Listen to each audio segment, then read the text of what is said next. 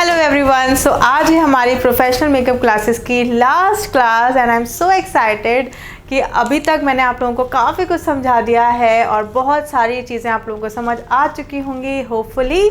सो आज का जो हमारी थ्योरी क्लास है वो आई शेडो के ऊपर है। अगर आपने ये वाली क्लास अच्छे से समझ ली तो आप समझना कि आप आई शेडोज़ को बहुत अच्छे से करना सीख जाएंगे। तो चलिए वीडियो को स्टार्ट करते हैं। यहाँ पर मैंने एक आँख बनाई है। मेरी ड्राइंग पे बिल्कुल भी मत जाइएगा आप लोग, बस जो कॉन्सेप्ट समझा रही हूँ उस चीज़ को समझिए, क्योंकि अभी तक आप लोगों ने ना ये चीज़ें बहुत सुनी होंगी आई शेडो के टाइम पर। आई आउटर वी, क्रीज लाइन, आई लिड, और हो सकता है आपकी सब चीज़ें ऊपर से निकल जाती होंगी। लेकिन आज जिस तरीके से मैं आप लोगों को समझाऊंगी उस तरीके से अगर आपने एक बार भी विदाउट स्किप ये वीडियो देख लिया तो आपको एक एक चीज़ बहुत अच्छे समझ में आ जाएगी कि हम क्रीज लाइन किसे बोलते हैं, आउटर वी किसे बोलते हैं। और इनफैक्ट मैं आपको इस एंड में बताने वाली हूँ इस वीडियो में कि अगर हुडेड आइज़ है यानी कि बहुत छोटी आइज़ हैं।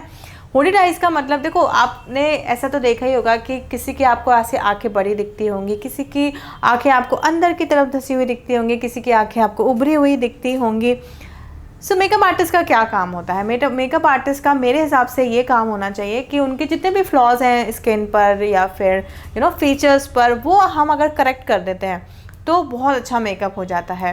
बट कई बार लोगों को नहीं पता होता है कि हमें हुडेड आइज़ यानी कि जो आँखें दबी होती हैं अंदर और बहुत छोटी छोटी सी आँखें होती हैं, उन पे भी लोग बहुत गलत टेक्निक्स करके मेकअप करके उनकी आँखें और ज़्यादा अंदर की तरफ धसी कर देते हैं, क्योंकि उन्होंने शेडो गलत लगाया होता है। उनको नहीं पता है कि हुडेड आइज़ में और स्मॉल आइज़ में कैसे मेकअप करना चाहिए।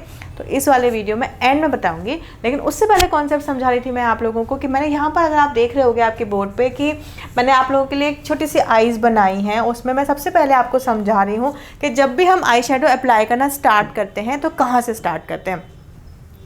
तो ये आप देख रहे होंगे कि ये आईब्रोज है, राइट, और ये हमारी आइज़ हैं।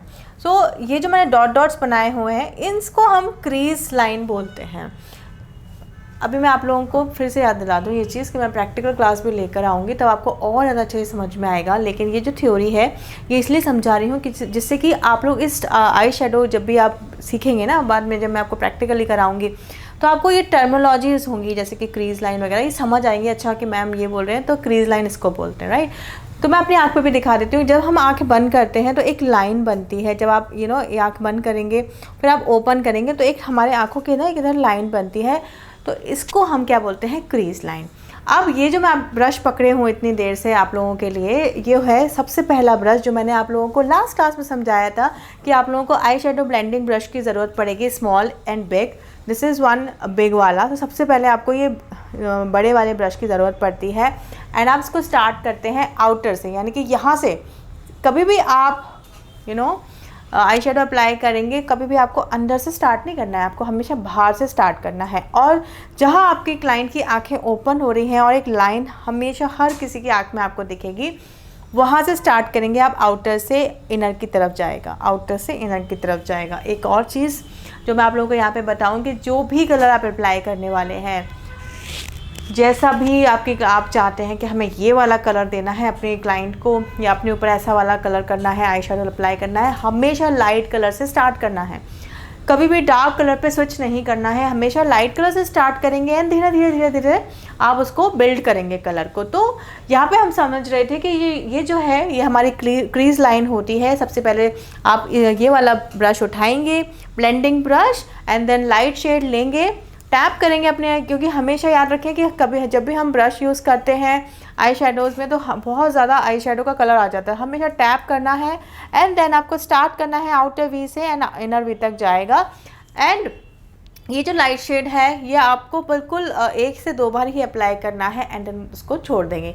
तो क्रीज लाइन ये जो कहलाती है क्रीज लाइन, इस पर हमेशा लाइट शेड अप्लाई होगा, कभी भी डार्क शेड अप्लाई आप नहीं करेंगे। तो समझा, ये होती है हमारी क्रीज लाइन। अब उसके बाद जो मैंने आप लोगों को यहाँ पर नेक्स्ट पेंसिल ब्रश दिखाया था वो कैसे आप यूज़ करेंगे, ये देखिए यहाँ पे मैंने लास्ट ब्रशेज़ वाली क्लास में आप लोगों को दिखाया था। यहाँ पर अब आप देख रहे होंगे मैंने एक वी बनाया है जो कि हमारे आँखों के कॉर्नर्स पे है, यानी कि आउटर वी बोलते हैं इसको। आउटर कॉर्नर्स ये वाला कहलाता है। मैं अपनी आँख पे दिखा देती हूँ अगर आपको यहाँ पर समझ नहीं आ रहा होगा तो।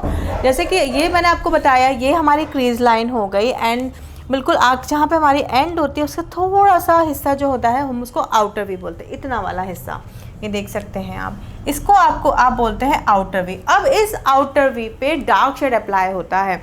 आप किस तरीके से, अगर आप बिल्कुल शुरुआती तौर पे मेकअप सीख रहे हैं और आई शेडो आपको ब्लेंड करना नहीं आता है, तो आप इस तरीके का एक प्रेशराइज पेंसिल ब्रश ले सकते हैं। आपको डार्क शेड बिल्कुल आउटर वी पे टैप करना है एंड देन अब इसको क्या करना है, आउटर वी पे जब आपने टैग किया, यहाँ पर आपने डार्क शेड को अप्लाई किया, मान के चलिए आप ब्राउन शेड, आपने light brown shade crease line पे अप्लाई कर लिया, डार्क शेड आपने आउटर वी पे टैप किया एंड देन आपको, अब जो मैंने आपको small eye shadow blending brush दिखाया था थ्योरी में जो लास्ट क्लास थी, अब इसको जो आउटर जो वी पे आपने अप्लाई किया है डार्क शेड, उसको आप लेंगे एंड देन इनर कॉर्नर तक ये जाएगा। बट एक चीज़ का खास तौर पे ध्यान रखना है कि इनर कॉर्नर्स पे आपको डार्क शेड बिल्कुल भी अप्लाई नहीं करना है। ये जो डार्क शेड है वो आप बस क्रीज लाइन पे हल्का सा एक रिफ्लेक्शन देंगे और जो लाइट शेड से डार्क शेड को मर्ज करने के लिए ये काम करता है। तो पॉइंट्स टू बी नोटेड, क्या यहाँ पर आप लिख सकते हैं अगर आप अपने नोट्स प्रिपेयर कर रहे हैं, आउटर वी पे हमेशा डार्क शेड अप्लाई होगा, राइट। सो ये आपने समझा कि आइस के एंड में जो वी बनता है वो आपका आउटर वी होता है। आपने इसे समझ लिया एक बार कि जो क्रीज लाइन है वो क्या वो कहाँ से कहाँ तक होती है, एक बार आपने ये समझ लिया आउटर वी किसे कहते हैं। नाउ हम बात करेंगे अब आई लिड की या फिर centre of the eyes. Centre of the eyes and eyelid एक ही बात होती है, यानी कि यहाँ पर आप देख रहे होंगे जो आई बॉल होता है, आप मेरी आँख से भी समझ सकते हैं, जो हमारी आई बॉल होती हैं उनको अगर जब आप बंद करते हैं, जब वैसे भी जब आप आई शेडो अप्लाई करेंगे तो अपने क्लाइंट की आइज़ को क्लोज़ करवाएंगे और जहाँ पर ये जो बॉल्स अगर आप टच करेंगे, जो हमारी अंदर आँखों के ऊपर जो बॉल्स दिखती हैं, उतने हिस्से को हम आईलिड बोलते हैं या फिर आप बोल सकते हैं सेंटर ऑफ द आइज़। सो उस टाइम पे जब आप आईलिड पे हमेशा याद रखिए कि आप या तो कुछ स्पार्कल्स वाले जो आई शेडो होते हैं वो अप्लाई करेंगे, शिमर आई शेडोज़ अप्लाई करेंगे या फिर ग्लिटर्स वाले आई शेडो अप्लाई करेंगे। इसके लिए आपको ज़रूरत पड़ेगी इस तरीके के फ्लैट ब्रश की। तो ये वाला जो फ्लैट ब्रश है ये आप यूज़ करते हैं टैप करने के लिए ग्लिटर्स को, टैप करने के लिए शिमर आई शेडोज़ को, ठीक है। इसको हमने आईलिड कहलाता है। तो यहाँ पर क्या होता है कि क्रीज लाइन के ऊपर शिमर नहीं जाएगा, कभी भी याद रखना। अगर आपका क्रीज लाइन के ऊपर शिमर चला गया या कोई डार्क शेड आप अप्लाई कर रहे हैं तो वो आई शेडो बिल्कुल भी अच्छा नहीं लगेगा। मैंने ये चीज़ें कई गलतियाँ देखी हैं जब मेरे स्टूडेंट्स भी मेकअप सीख रहे होते हैं और जब वो प्रैक्टिस सेशंस में होते हैं, और स्लोली आपको ये चीज़ें समझ में आएंगी कि अगर क्रीज लाइन के ऊपर ग्लिटर्स चला गया तो बिल्कुल भी अच्छा नहीं लगता है, ना फ़ोटोज़ में अच्छा लगेगा ना मेकअप में अच्छा लगेगा, इनफैक्ट आइज़ भी बहुत बेकार लगने लगती हैं। तो इस चीज़ का खास तौर पे आप लोगों को ध्यान रखना है। तो ये फ्लैट ब्रश यूज़ करते हैं हम ग्लिटर्स को एप्लीकेशन करने के लिए और शिमर आई शेडोज़ को एप्लीकेशन करने के लिए। सो यहाँ पर आपने समझ लिया सेंटर ऑफ द आइज़ और ये सब चीज़ें समझ लिया आपने, और आईलिड किसे कहते हैं। नाउ यहाँ पर आप देख रहे होंगे आपने कि मैंने ब्लू मार्कर से यहाँ पर एक छोटा सा वी फिर से बनाया है, जैसा मैंने यहाँ पर आउटर वी बनाया था, ये होता है हमारा इनर वी। अब आप मेरी आइज़ पे भी देख के समझ सकते हैं, जहाँ से हमारी आइज़ स्टार्ट होती हैं उसका छोटा सा हिस्सा, इसको हम बोलते हैं इनर वी, क्योंकि ये आंखों के अंदर है। The name suggest this is called inner we.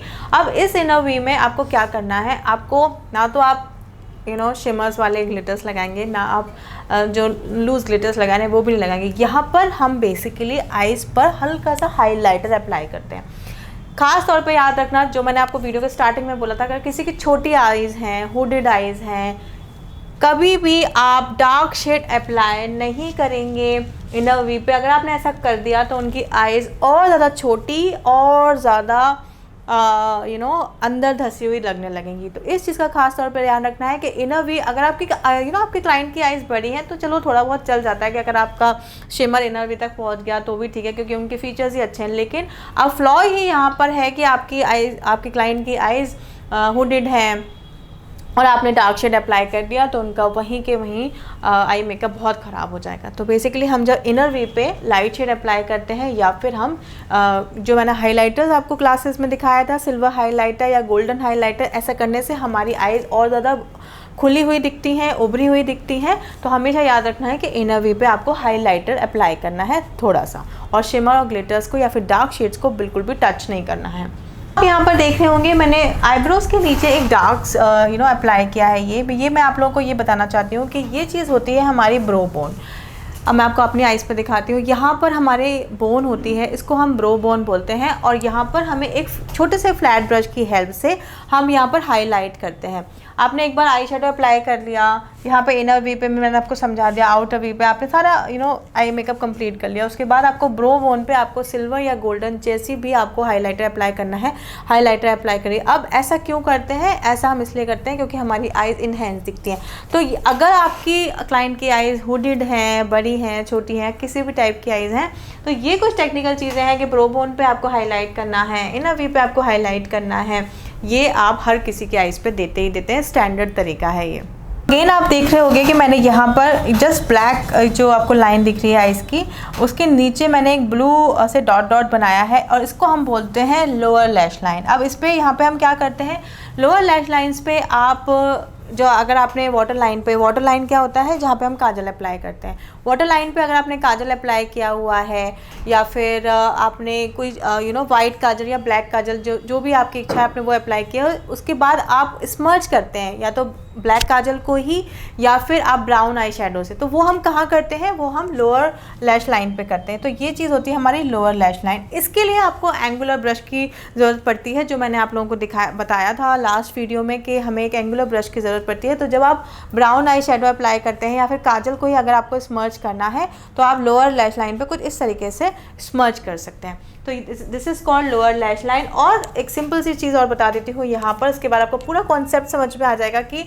Eyes की क्या थ्योरी थी और आई शेडो आप किस तरीके से अप्लाई कर सकते हैं, एंड आप इस टर्मिनोलॉजी से भी यूज टू हो जाएंगे। Now this is the water line जो मैंने आपको बताया, जहाँ पर हम यूजुअली काजल अप्लाई करते हैं, जो मैंने अभी बोला था आपको। नाउ एक क्वेश्चन बहुत ज़्यादा आता है कि वाइट काजल कब अप्लाई करना है, या फिर ब्लैक काजल कब अप्लाई करना है, या काजल अप्लाई करना है या नहीं करना है। इसका सिंपल सा आंसर है कि अगर किसी की आइज़ छोटी है, राइट, तो आप काजल मत अप्लाई करो, क्योंकि उससे और ज़्यादा काजल अप्लाई करने से और ज़्यादा आंखें छोटी दिखने लगती हैं और ज़्यादा धंसी हुई दिखने लगती हैं। अगर आपके क्लाइंट की आइज़ बड़ी हैं, और सम टाइम इट हैपन्स कि कुछ लोगों का मेकअप अधूरा होता है विदाउट काजल, तो आपको काजल लगाना पड़ेगा। अगर आपकी क्लाइंट की आंखें बड़ी हैं तो आप काजल अप्लाई कर सकते हैं, और वाइट काजल हम हमेशा आइज़ को बड़ा दिखाने के लिए यूज़ करते हैं। So this is the theory, जहाँ पर मैंने आपको बताया कि ये इस तरीके से टर्मिनोलॉजीज़ होती हैं पूरे आइज़ की, और आपको इस तरीके से अप्लाई करना होता है with the help of brush. मैं आपको प्रैक्टिकल क्लासेस भी बहुत जल्दी लेकर आने वाली हूँ, और ये थी हमारी last class professional makeup classes की। होपफुली आप लोगों को काफ़ी अच्छे से समझ में आया होगा, और मैंने अपनी तरफ से बहुत ज़्यादा ट्राई किया है कि मैं आप लोगों को बहुत बहुत डीपली जाके समझा पाऊँ। And yes, so thank you so very much. And आगे चल के हम और अच्छी अच्छी क्लासेस लेकर आएंगे आप लोगों के लिए। Guys, yes, this is it. Bye bye, take care.